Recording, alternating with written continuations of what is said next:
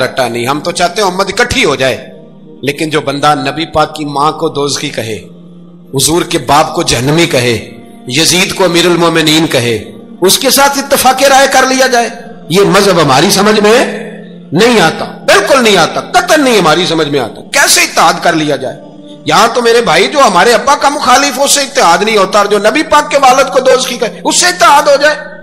کہتے ہیں جی وہ جی اتنی فرقہ واریت ہو گئی, ہم کس مسجد میں جائیں؟ 60 پارٹیاں پاکستان میں رجسٹرڈ ہیں جو الیکشن لڑتی ہیں. کبھی کسی بندے کو ٹینشن نہیں ہوئی کہ کس کے پاس جائیں کس کے پاس نہ جائیں, کبھی نہیں کو بولا کہ اب وہ بھی کھڑا ہو گیا, وہ بھی, کوئی ٹینشن نہیں. مذہب کی باری ٹینشن ہو جاتی ہے. اتنا بڑا مذہب ہوتا ہے بھائی, غلط بندے بھی آ ہی جاتے ہیں بیچ میں, تھوڑا پہچان کے چلنا پڑتا ہے صحیح کون ہے اور غلط.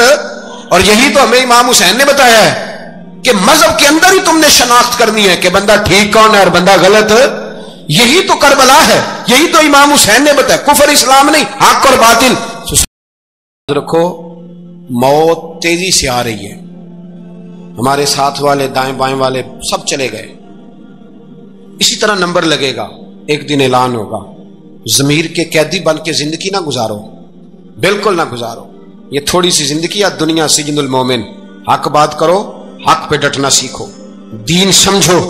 خبردار, رسول پاک صلی اللہ علیہ وسلم کے دین میں ظالم, جابر, فاسق, فاجر کی کوئی گنجائش قطعاً نہیں ہے. اپنے آپ کو سمیٹو, اپنے آپ کو سنبھالو, دین میں اپنا کردار ادا کرنے کی کوشش کرو. دین طلب کرتا ہے ہم سے کہ ہم نے دین کو کیا دیا ہے. امام حسین نے سارا گھرانہ دین کے لیے دے دیا. ہمارا جو بچہ کسی کام کا نہیں رہتا اسے مدرسے داخل کراتے.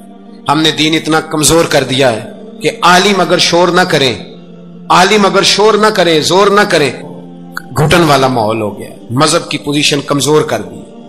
اب جہاں تک اس بات کا تعلق ہے جی فرقے ہو گئے, تو میرے بھائی یہ کوئی اتنی خطرناک بات, یہ کوئی اتنا مشکل معاملہ نہیں ہے. یہ تو امام حسین نے بتا دیا تھا کہ یزید کے طور پر ایک غلط فرقہ کھڑا ہو گیا ہے, لہذا اس کا مقابلہ کرنا ہے. اس میں کوئی بری بات ہے, لیکن ایک سبق ہے بزرگوں کا کہ اگر سچی بات بھی نہیں کرنی تو پھر اس منبر کا حق ادا نہیں ہوتا. جو سچ بولے وہ حسینی ہے, جو ظالم کے سامنے کھڑا ہو جائے وہ حسینی ہے. جو مصلحت کوش ہو, جو کہے ٹائم نہیں, گراؤنڈ ریالٹی نہیں, حالات نہیں, طبیعت نہیں, موقع نہیں, تو ابھی امام حسین کے پیغام کو نہیں سمجھا. میں بہت سارے بزرگوں کا نام اس لیے نہیں لیتا کہ لوگ ایسے نہ کہیں کہ کسی کا نام کیش کرایا جا رہا ہے, لیکن میں نے سارے مناقب پڑھے ہیں. میری لائبریری میں کتابیں ہیں, میں پڑھتا رہتا ہوں, میں سفر میں بھی ساتھ رکھتا ہوں. لیکن حضرت شیخ عبدالصبور بیگ منشور ہزاروی کا شعر امام علی مقام کے مقابلے میں اس طرح کا ہے کہ مجھے سارے شاعروں سے زیادہ وزنی محسوس ہوتا ہے.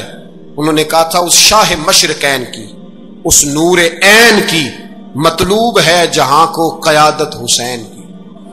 دیکھیے ذرا حسن, اور ہر سو یزیدیوں کا زمانے میں زور ہے, ایک دو جگہ پہ نہیں, ہر سو یزیدیوں کا زمانے میں زور ہے. منشور آج پھر ہے ضرورت حسین کی, آج پھر ہے ضرورت ہے, آج لوگ حسینی بنے امام حسین کے نقش قدم پر.